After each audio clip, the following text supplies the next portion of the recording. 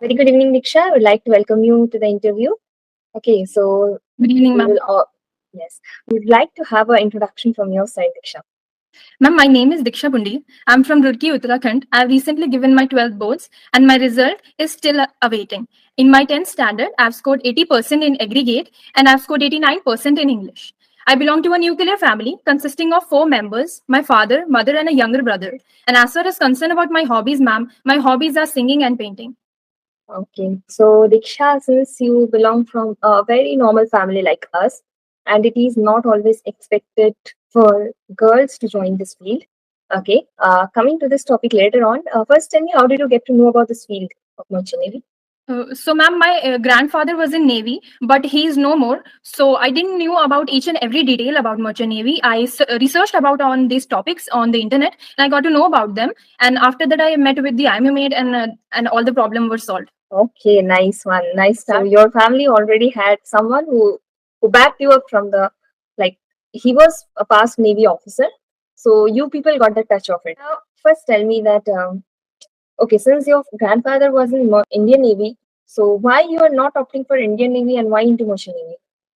Ma'am, from the 12th itself, I have never thought about Indian Navy, and I've always fascinated to be in merchant Navy, and I've always been passionate to join merchant Navy. Okay, nice. So Diksha, tell me, what is the one thing which keeps you motivating for joining the field? Ma'am, I want to join this field because I'm passionate about it, and I'm interested in this career, regardless of all the genders and norms behind it. And I want to really join this. Okay, so I feel like you're quite dedicated about your dreams, right? Yes, ma'am. Okay. Diksha, next question I would like to ask you that tell me something about your strengths. Ma'am, my strengths are that I am a collaborative person, I'm a punctual person, and I'm an extrovert person who likes to understand people, no matter they are older or younger to me or of my same age. Very nice. Do you think that this quality of yours will help you on board or not? Definitely, ma'am. Being a collaborative person is really important because I have to work always with a team. And being an extrovert person is, I think, something very important in this field because I will have to talk to many people in this field whom I would not be knowing them that much, and I would have to meet them for the first time. So I need to be extrovert and having a good understanding and communication skills with them. Okay, very nice, Diksha. Like I get to see that you can understand the algorithm very well in case of on board the things we will going to face on board or how works are being proceed over there, like how things go on. Okay, Diksha, my next question towards you will be since you have mentioned about your strengths, now tell us something about your weakness. Ma'am, my weakness are that I sometimes get nervous and I take tension too much. Okay, so have you started anything to minimize your problem or minimize Yes, your weakness? yes, ma'am. Whenever I get nervous, I try taking deep breaths because that helps me a lot. And recently, I have learned about meditation, which helps me a lot in both of my weaknesses. Okay, so it is like how much period you have already spent on meditation? Ma'am, it's like 1 month. I have recently learned Okay, it, and it's okay, helping so me. it is the initial stage, I guess. Yes, Yes. ma'am. Okay. Next we will be moving towards the technical round. Okay, we will just have some basic questions, right? Starting with Archimedes principle. Can you state what do you mean by Archimedes principle, or can you state the principle? Yes, ma'am. Ma'am, Archimedes' principle states that when an object is partially or fully immersed in fluid, it faces an upward thrust force, which is also known as the buoyant force, which is equals to the weight of the water displaced by an object. Okay, very good, Diksha. Tell me, what do you mean by anomalous expansion of water? Ma'am, anomalous expansion of water is an abnormal behavior of water, which makes it to expand and not contract. It happens when the temperature goes from 4 degrees Celsius to 0 degrees Celsius, and it makes it less denser. Okay. Diksha, my next question to you will be okay. Accordingly, tell me that have you ever heard of hardness of water? Yes, ma'am. Okay, what do you mean by that? Ma'am, the hardness of the water can be felt when there are more calcium and such properties in this, like magnesium. It makes the water more hard. Okay, so do you categorize the two types of hardness of water that we generally get to see? Right now, I Okay, can think of only one. okay, so that's called the one is there is the temporary hardness of water, and with whatever you have mentioned that using of detergent powders and all to reduce them, the foams are being formed. Diksha, next I'll be moving towards what do you mean by electromotive force? Ma'am, electromotive force is also known as the EMF force. It is the induced current in the conductor when it faces into the varying magnetic field. Okay, so and what do you mean by a varying magnetic field? Can you define? Varying magnetic field where the magnetic fields are being changing on the time with respect of the time. Okay, so the magnetic field is continuously changing with respect to time. It's not equal, or it does not have a constant value throughout. Okay, Yes. Diksha's question towards you will be the last but not the least question.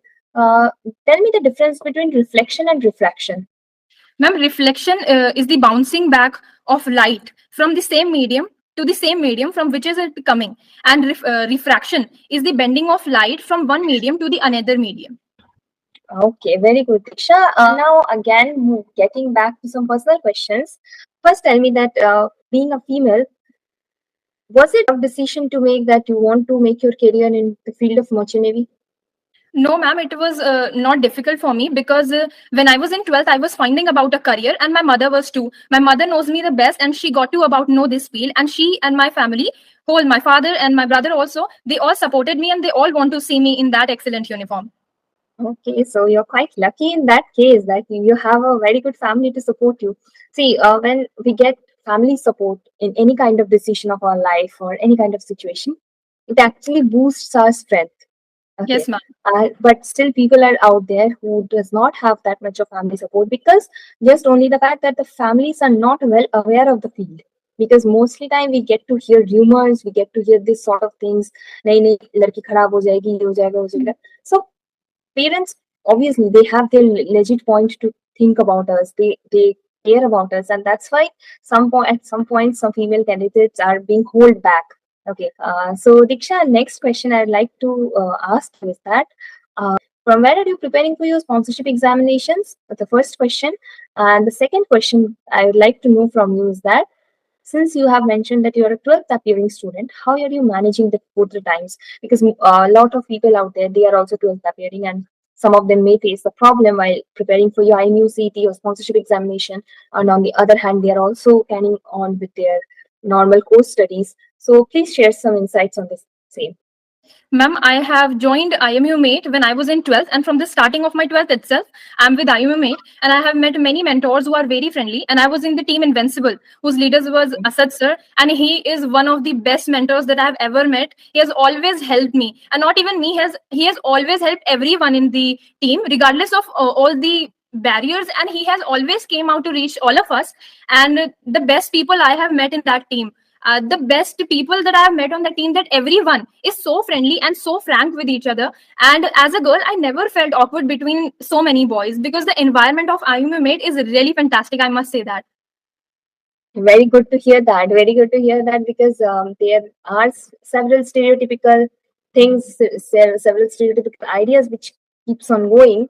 So, and hearing it from a female like you, it always, inspires us. It always inspires us to do better in each and every state. Diksha, now please answer the second question that how do you manage your time? Because since you're a 12th appearing student and I've already mentioned the question, would like to know your thoughts on the same. I told you that I met the mentor whose name was Asad sir, and he has helped me to manage my time because sometimes I lack time management skills. And I asked from him, I reached out to him, and he told me that I should manage my things. Whatever he told me, I applied it in my life, and I really managed the time. And also, when my boards were appearing and they were coming close, I left my classes for a few months. And after, when my boards finished, I joined the daily discussions in all the classes. Okay, so and since I mentioned that Asad sir helped you a lot regarding the thing, so can you please share some tips for the people who are 12th appearing and they are also preparing for merchant navy? Yes, I think they must join IMU Mate because I have joined IMU Mate from the 12th itself, and I didn't know anything, and I've got to know about each and everything from IMU Mate only because internet cannot tell you very much about it. we need someone who knows the merchant navy very personally, because I have also find about everything on internet, but I was not able to find it. But when I met such good mentors and Shoaib Ali sir, they will help you a lot. I will really recommend everyone to join it. See, the thing is, it's like, okay, Google knows about each and every medicine, right? But at the end of the day, when when you fall sick or something happens to your family members, you always visit to a doctor, not to Google, right? Like, okay, Yes. I'll search about the disease, I'll search about what's going on, and I'll get those medicines. So it is always better to take advice from someone who knows the reality, who does not only rely upon the internet, but also he has faced things, he is facing the things till now. Shoaib sir is already, he's on board again, and he's having his good times at sea. Okay, with all the, and now the thing has become like, the salts of the sea got injected into his veins. Okay, so you Yes. can't take it, you can't take it out, even if you want. Okay, Diksha, my last but not the least question towards you will be, I just want to trick you out with a situational question, that if you get the chance to become invisible for 24 hours, what are the things that you would like to do, Diksha? Ma'am, if I will get a chance to get invisible for 24 hours, I will definitely do something for good of the society. And I think I would go to the factories and see if any of the child labor is being practiced there. I would go to the hospitals and see that every patient is treated equally or not. Actually, it is not true that in hospitals you don't get to see every patient being treated equally. So if not, what is the next step that you are going to take? Ma'am, I will going to record it and send it to the higher authorities, which will help it, because I think every person has the right to get treated from the doctor equally. Because I've seen many times the people come and the people who needed it the most and are before on time to the hospital, they do not get it because some of the VIPs come and take their place. Some of the VIPs, some sources, some internal sources work Yes. behind, even monetary problems and monetary things going on every day. So Diksha, that was quite a nice insight which I got to hear from you. The way you have explained things, I hope that not only me, those whoever are going to watch this recorded session of us, they get their questions clear, they get their doubts clear. So, would like to wrap up over here, Diksha. Thank you for your valuable time. Okay. Thank you, ma'am.